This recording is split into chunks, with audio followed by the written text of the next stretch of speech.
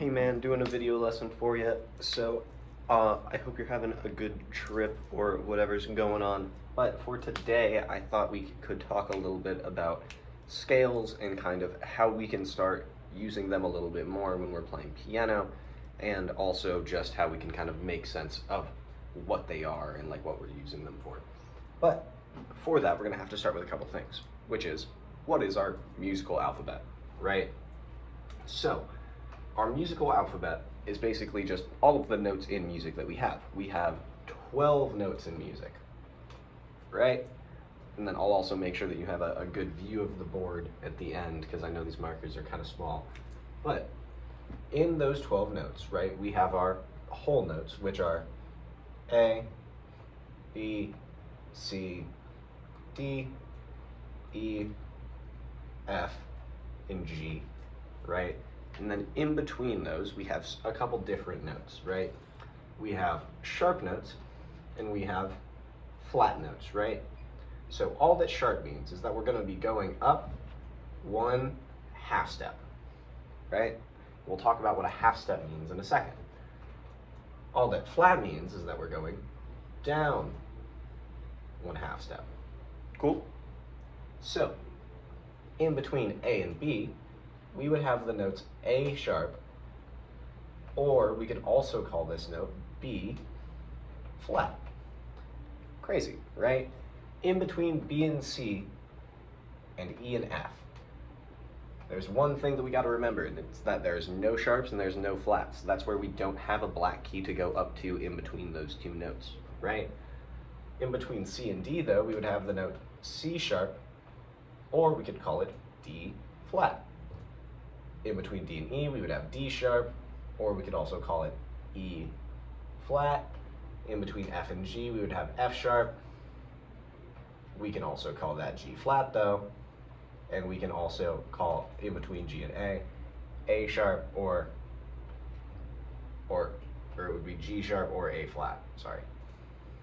G sharp or A flat. Crazy, right? So, the spaces in between these notes go by a couple different names, right? We'll hear them talked about sometimes as tones or steps, but for right now, we're going to be using steps, right? So, right, in music, right, we have two different ways that we can walk up our notes, right? We can walk up melodically, and we can walk up chromatically, right? So, right, what chromatic means is that we're going exactly one note at a time, right? Right, we're playing A sharp, B sharp, C, or A sharp, B, C sharp, D sharp, E, F, right? We're going in order. This would be called moving up in half steps.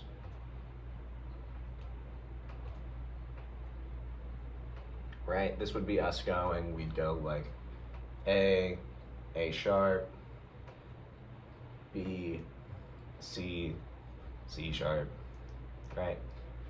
If we do the opposite, right, and we do what we're going to be doing for most of our scales, we're going to be moving up in something called whole steps, which would be us going up two notes at a time, right?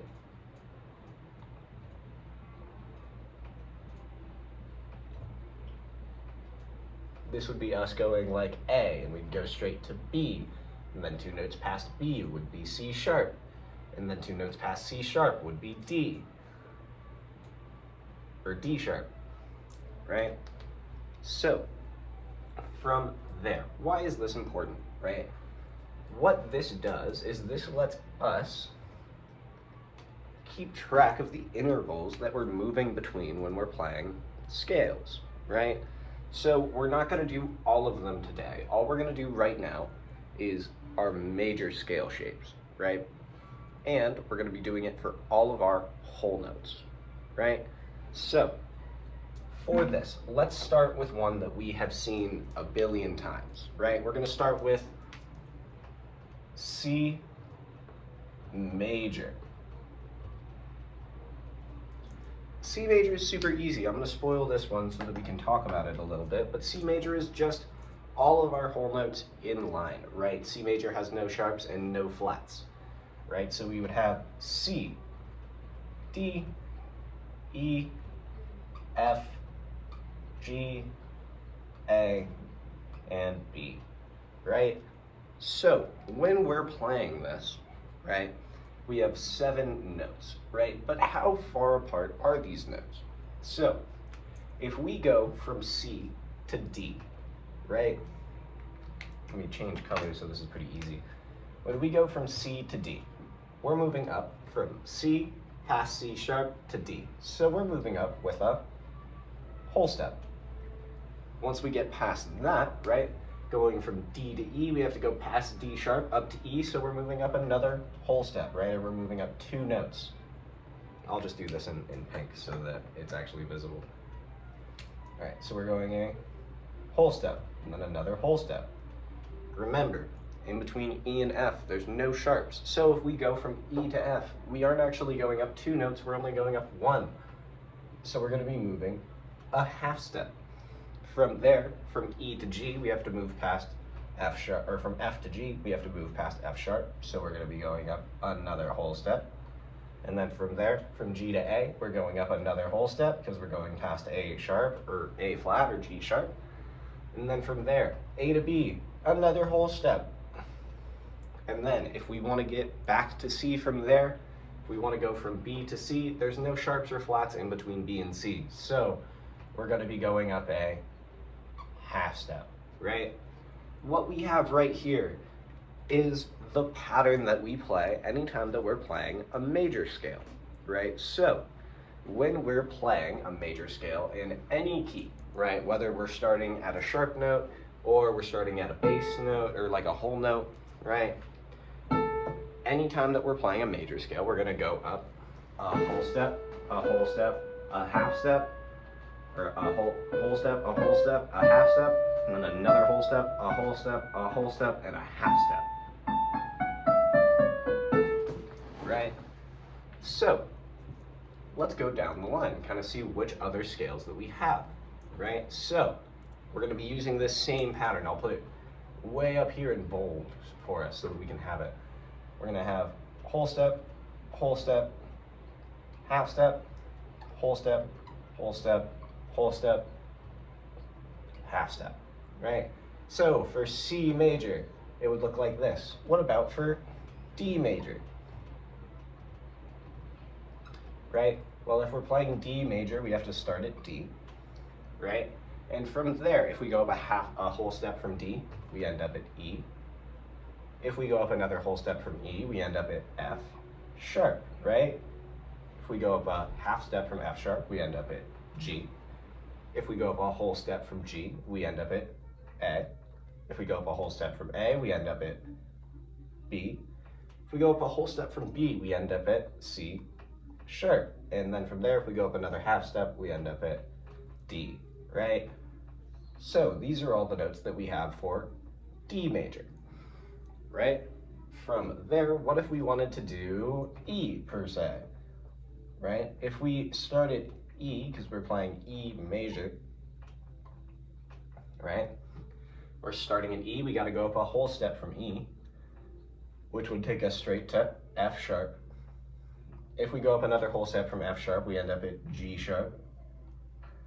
If we go up a half step from G sharp, we end up at A. If we go up a whole step from A, we end up at B. If we go up a whole step from B, we end up at C sharp. If we go up another whole step from C sharp, we end up at D sharp. And then if we go up a half step from D sharp, we end up at E again, right? So this is 3 scales that we just made using this pattern, right? Crazy. Let's say one more, right? We'll pick a fun one. Let's do A sharp, or let's do A major, right? A major. Remember, if we're playing A major, the note we want to start on is going to be A, right? If we go a whole step up from A, we end up at B. If we go up a whole step up from B, we end up at C sharp. If we go up a half step from C sharp, we end up at D. If we go up another whole step from D, we're going to end up at E. If we go up a whole step from E, we're going to end up at F. If we go up a whole step from or if we go a whole step up from E, we're going to end up at F sharp. If we go another whole step up from F sharp, we're going to be at G sharp. And then if we go a half step up from G sharp, we're going to be at A. Right? So, last thing that we want to know about our scales is how we're going to talk about them, right? So, just like how we're using the same pattern every time to talk about these scales, right? We also number them out in the exact same way so that we can use the same intervals to play different chords, right? So whenever we see a scale, right, we start from the root and we're just going to number everything out 1, 2, 3, 4, 5, 6, and 7, right? If we want to take these scales and use them to help us find what chords they correspond to, which would be like C major, or D major, or E major, or A major, or any of these other scales that we can make with this pattern, right? The only notes that we need to look for are going to be the notes 1, 3, and 5, right? We could do that for any of these scales because all of these scales are relative, right? Let me make this look better so I don't like circle the whole thing, right? But if we go through and combine these 3 notes from each of these scales, we end up with some real pretty chords, right? So if we start with C, C would be C, E, and G, which would make our C major. If we move up from that and we go to D, we'd have to play D, F sharp, and A, which would make D major, right? From there, if we move up to E, we would have E, G sharp, and B, which would make E major. And then from there, if we wanted to do this for A, we would have A, C sharp, and E, right? Crazy, right? So, this is just a little bit of what scales are kind of useful for, but from there, when we're going through this, or something you can do to kind of help yourself practice while you're gone, would be see if you can find some of these other scales that we haven't found, right? Maybe try G, or maybe try F, right? You could also try starting from sharp notes because we also can start these keys from our sharp notes, right? So real quick, let me make sure that you have a good view of the board and what we were talking about today. So right here we have the pattern that we're following. We have the scales that we made. We have our musical alphabet right here with all 12 notes. We have what a half step is. We have what a whole step is. And then we have what sharps and flats mean. Cool? All right. I'll see you next time. Have a great weekend, and I'll see you next week. All right.